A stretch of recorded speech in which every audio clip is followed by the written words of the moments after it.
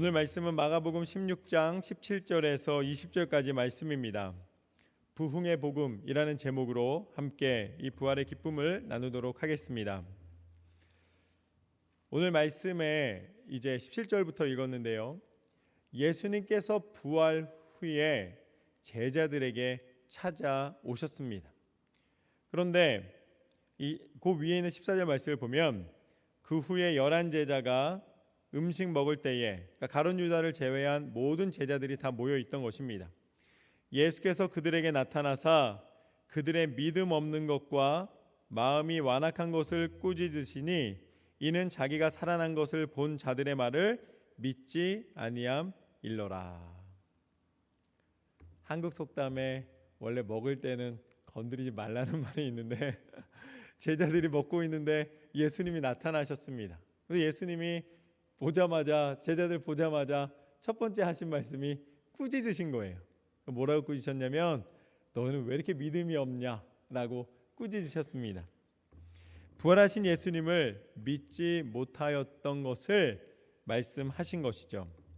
예수님이 전에도 제자를 한번 꾸짖으신 일이 있습니다.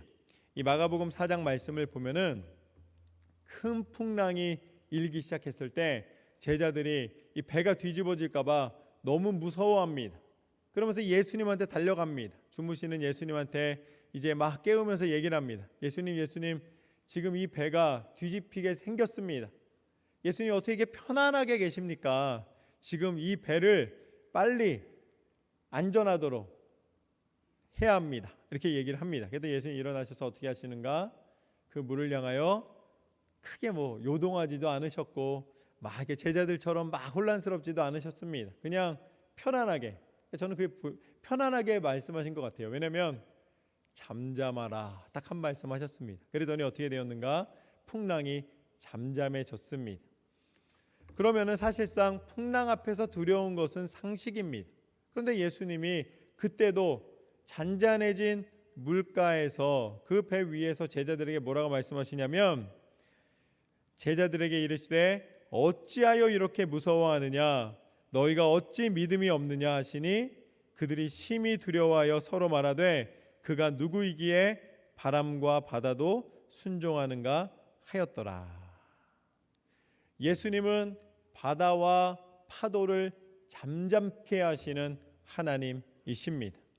우리가 생각하는 상식으로 움직이시는 분이 아니라 온 땅과 이 모든 만물을 지으셨을 뿐만 아니라 다스리시는 하나님이시라는 것이죠. 예수님은 우리가 이해하는 분이 아니라 예수님은 우리가 믿는 분입니다. 이해의 대상이 아니라 믿음의 대상이라는 것입니다. 우리가 예수님을 믿을 때에 너희가 예수님을 믿는다면 예수님 뭐라고 말씀하셨는가? 이르시되 너희는 온 천하에 다니며 만민에게 복음을 전파하라. 예수님이 우리에게 주신 목표가 있습니다. 우리에게 주신 삶의 의미와 가치가 있습니다. 우리가 반드시 해야 되는 사명이 있습니다. 그것은 무엇인가? 온 천하를 다니며 만민에게 복음을 전파하라. 이것이 부활하신 예수님이 우리 가운데 말씀하신 권면의 말씀이면서 명령입니다. 예수님은 믿어도 되고 믿지 않아도 되는 분이 아니라 온 천하에 다니며 복음, 예수님을 믿음으로써만이 구원받는 소식을 우리가 전해야 할 줄로 믿습니다. 예수님은 믿음입니다. 이렇게 명령하시면서 예수님은 무엇을 하셨는가? 19절 말씀에 보면 주 예수께서 말씀을 마치신 후에 하늘로 올려지사 하나님 우편에 앉으시니라. 이제 예수님은 부활하셨습니다. 이 죽는 육신의 몸을 이제는 벗으셨습니다. 그리고 부활의 몸을 입으셨습니다. 이 몸은 우리 가운데 약속해 주신 영원한 몸입니다. 부활의 첫 열매가 되셔서 우리도 예수님처럼 부활하게 되고 예수님처럼 영원한 생명을 얻을 것이라고 말씀해 주셨습니다. 그러면 이 부분을 아무도 의심하진 않는데 예수님 이왕 부활하셨으면 그냥 이 땅에 사시면 되시잖아요. 그럼 얼마나 놀랍고 얼마나 증거가 잘 되겠습니까? 지금도 예수님 계시면 예수님 살아나셨는데 그냥 계속 계시면 됐는데 말씀에 오늘 19절에 뭐라고 나와 있습니까? 부활하신 예수님이 말씀 다 마치신 후에 하늘에 오르시고 하나님 우편에 앉아 계시더라. 왜 예수님은 하늘로 하나님 우편으로 가셨을까요? 이 땅 가운데 함께 머물러 계셔도 영원한 생명은 동일한데 왜 가셨을까요? 그것은 이유가 분명합니다. 17절과 18절 말씀을 보면 이렇게 나와 있습니다.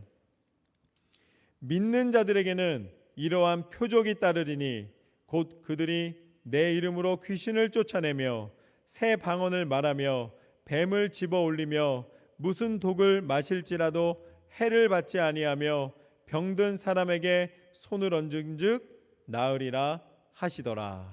아멘. 할렐루야. 부활하신 예수님의 이름을 선포하면 귀신이 떠나갑니다.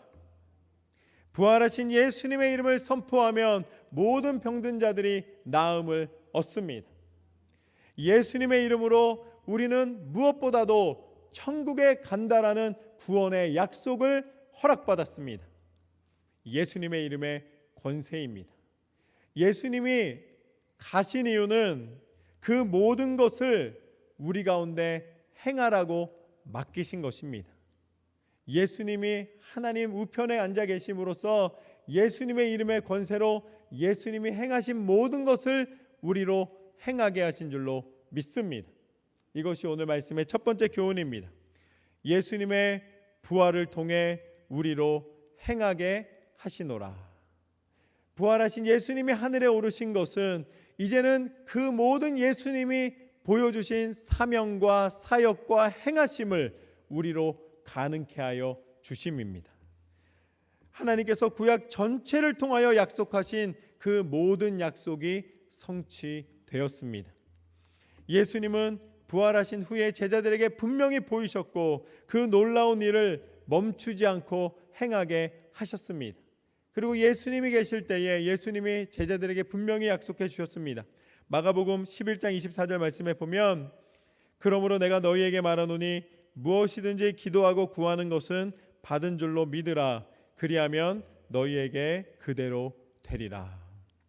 너희가 복음을 선포하며 전하는 일에 너희가 전심으로 기도하며 앞으로 전진하면 내가 그 길을 멈춤 없이 나아갈 수 있도록 응답하며 새 힘을 주며 함께한다는 약속의 말씀입니다. 그래서 오늘 말씀의 두 번째 교훈은 그거와 마찬가지로 부활한 예수님께서는 우리로 하나 되게 하셨노라. 예수님이 원하시는 것은 온 땅과 민족 가운데 복음으로 하나 되는 것입니다. 우리가 나뉘지 않고 오히려 분열된 곳에서 연합하며 하나님을 온전히 높여드리는 예배로 나아가는 것입니다. 사단은 끊임없이 믿음의 사람들을 공격합니다. 어떻게 공격하는가? 분열하고 나뉘고 미워하고 다투게 만듭니다.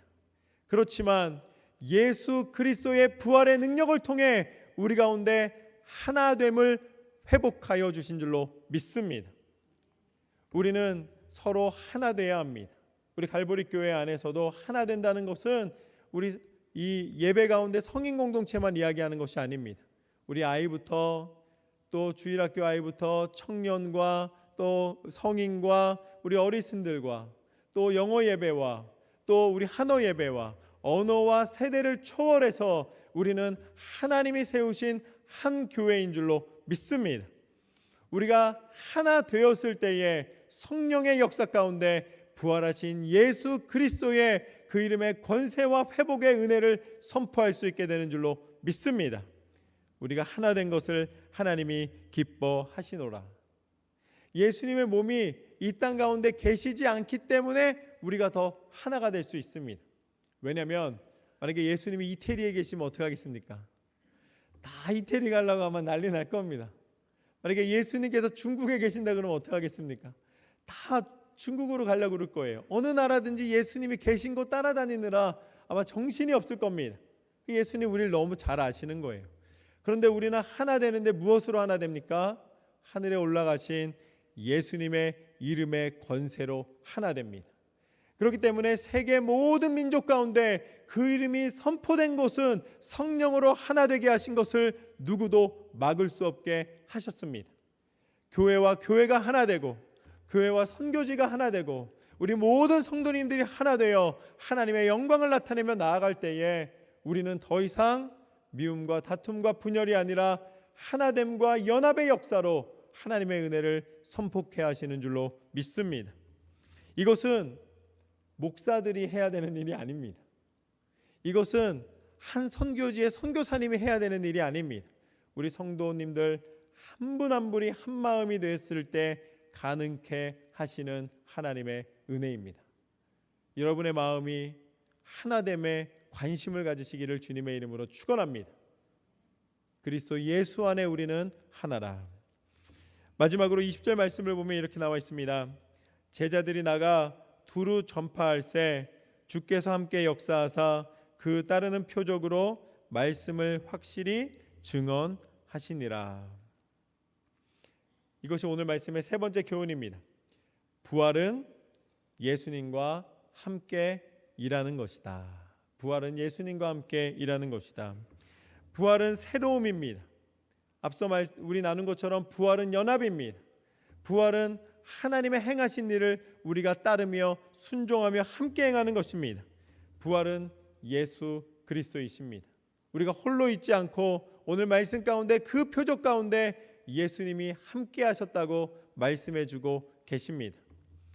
우리 교회 한 성도님과 이야기를 나눴습니다. 제가 열심으로 우리 성도님들과 함께 목회를 하면서 교회에 많은 부분들이 변화가 있었습니다. 우리 예배도 그렇고 양육도 그렇고 선교도 그렇고 사실 행정도 그렇고 그 각 분야마다 제가 이렇게 한번 정리를 해보면은 어쩔 때는 이런 생각을 합니다. 이거 너무 많은 변화가 있어서 성도님들이 생각할 때 목사님이 너무 이렇게 너무 활동적으로 많은 걸 하시는 거 아닌가 이렇게 말하지 않으실까 혼자 이렇게 생각을 했습니다. 그런데 그 성도님께서 제게 말씀하셨습니다. 목사님, 앞으로 목사님을 통해 큰 변화가 있을 줄로 믿습니다. 그 말씀을 듣는 순간 내가 변한 게 별로 없었구나 라는 생각이 들었습니다. 앞으로 더 많은 변화를 우리 교회는 꿈꾸며 나아갈 수 있겠구나 라는 제 안에서도 새로운 기대감과 소망으로 하나님 앞에 고백할 수가 있었습니다. 부활하신 예수님은 하늘에 오르셔서 가만히 계신 것이 아닙니다. 우리가 행하는 모든 일에 함께하여 주시는 부지런한 하나님이십니다. 우리가 어디를 가든지 무엇을 하든지 예수님은 어느 곳 한 곳에도 참여하지 임하지 않으시는 곳이 없습니다. 여러분의 삶의 순간순간에 예수님이 함께 하신다는 사실을 기억하십시오. 예수님은 다시 사신 생명의 하나님이십니다. 예수님은 전능하신 하나님이십니다. 그 이름의 권세를 선포하며 예수님의 이름으로 기도하며 여러분의 가정 가운데, 여러분의 자녀 가운데, 여러분의 일터 가운데, 우리 교회 가운데, 우리가 소속된 모든 이웃들과 함께하는 그 모든 공동체 가운데 하나님께서는 예수님의 이름으로 변화와 역사와 능력을 나타내실 줄로 믿습니다. 오늘 부활의 아침 예수님과 함께 동행함으로 승리하는 우리의 삶이 되기를 소망합니다. 오늘 말씀을 통해 우리는 부활의 기쁨을 세 가지로 함께 나누었습니다. 첫 번째는 부활하신 예수 그리스도께서 우리로 행하게 하여 주셨노라. 예수님과 함께 행하는 것입니다. 또한 두 번째, 부활하신 예수님과 함께 우리는 하나 되었노라. 마지막으로 부활은 예수님과 함께 일하는 것이다. 여러분의 평생의 삶에 예수 그리스도와 함께 그 손을 잡고 동행하심으로 승리하시기를 주님의 이름으로 축원합니다.